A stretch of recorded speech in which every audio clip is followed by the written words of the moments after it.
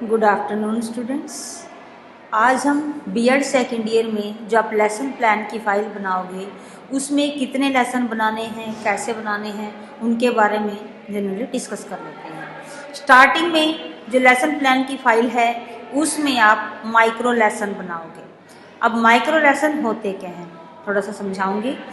Micro means छोटा, तो micro lesson होते हैं छोटे छोटे लेसन जिसमें टॉपिक पढ़ाना नहीं होता बल्कि बच्चों को टॉपिक तक लेकर आना होता है। मेंटली प्रिपरेशन होती है बेसिकली, क्योंकि जब बच्चों की टीचिंग प्रैक्टिस लगती है तो ऐसे में वो 30 से 35 मिनट का टाइम बच्चों को स्कूल में जब पढ़ाना होता है उससे पहले उसके लिए बच्चों को तैयार करना, तो वो 5 से 7 मिनट का टाइम होता है माइक्रो लेसन का। माइक्रो लेसन में बच्चे को 5 से 7 मिनट तक रहना होता है, जिसमें किस तरीके से क्लास में पढ़ाया जाएगा उसके लिए अलग अलग स्किल सिखाई जाती हैं। तो ये 5 स्किल हैं आपकी, जो आपका चाहे कोई भी सब्जेक्ट हो, कोई भी आपका पैडागोजी का सब्जेक्ट हो, दोनों टीचिंग सब्जेक्ट में से सब में कॉमन ही आपको ये पॉइंट यूज करने हैं। 5 माइक्रो लेसन बनेंगे, 5 में अलग अलग स्किल बनाओगे। अलग अलग स्किल होती हैं, जैसे पहली स्किल की हम बात कर लेते हैं, वो है स्किल ऑफ इंट्रोडक्शन।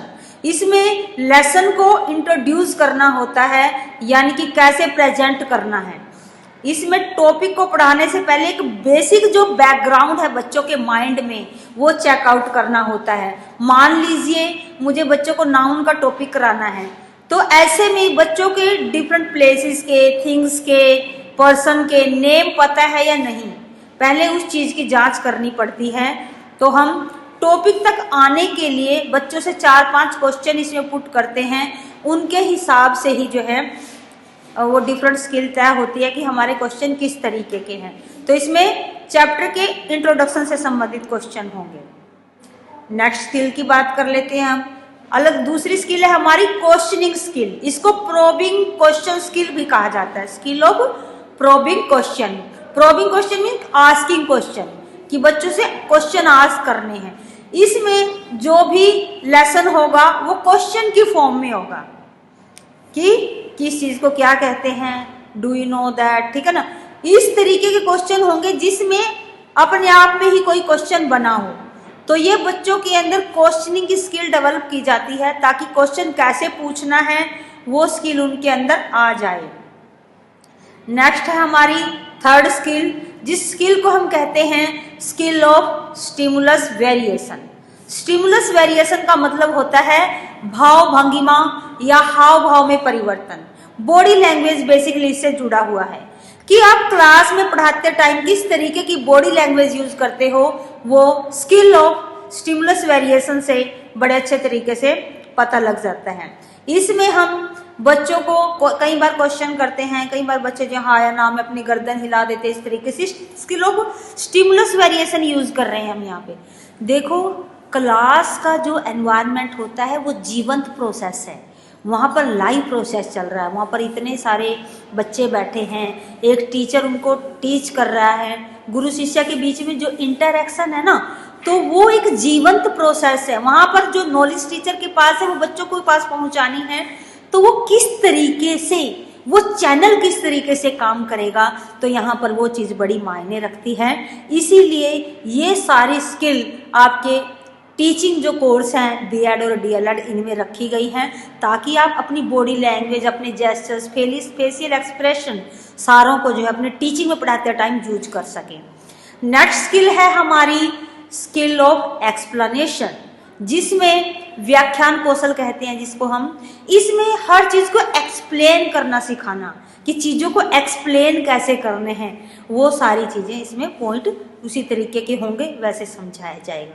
वो आप जब अपनी फाइल्स देखोगे टीचिंग की तो उनसे थोड़ा आइडिया हो जाएगा आप लोगों को। नेक्स्ट है स्किल हमारी स्किल ऑफ रीइंफोर्समेंट। देखो, फोर्स का मतलब क्या होता है, किसी चीज पे जोर डालना। तो रीइंफोर्समेंट एक तरह से मोटिवेशन है बच्चों के लिए, जिसको हम हिंदी में कहते हैं पुनर्बलन। यानी कि बल तो बच्चों के अंदर ऑलरेडी है, उसको कैसे जागरूक करना है। पुनर्बलन मतलब इस तरीके के अभ्यास उनको कराए जाएं, इस तरीके की प्रैक्टिस उनको कराई जाए कि वो चीज़ लंबे टाइम तक जो है बच्चों के दिमाग में फिट हो जाए। इसी को हम कहते हैं स्किल ऑफ रीइंफोर्समेंट। तो आज मैंने आपको माइक्रो लेसन जो आप बनाओगे उनकी पांचों स्किल के बारे में बताया। इन सभी स्किल्स के कंपोनेंट अलग अलग होते हैं। पांचों स्किल में जो नीचे रेटिंग स्केल बनाओगे ना आप, वो सभी का रेटिंग स्केल अलग अलग बनेगा। क्यों? क्योंकि जो पांचों स्किल हैं वो डिफरेंट पर्पज के लिए बनाई गई है। तो आपने अपनी लेसन प्लान की फाइल में 5 माइक्रो लेसन बनाने हैं, चाहे जो मर्जी आपका सब्जेक्ट हो, सभी में ये पांचों स्किल के लेसन बनेंगे।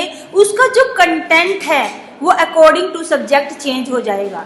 हिंदी वाले हिंदी का डालेंगे, बायो साइंस वाले बायो साइंस का, फिजिकल साइंस वाले फिजिकल साइंस का।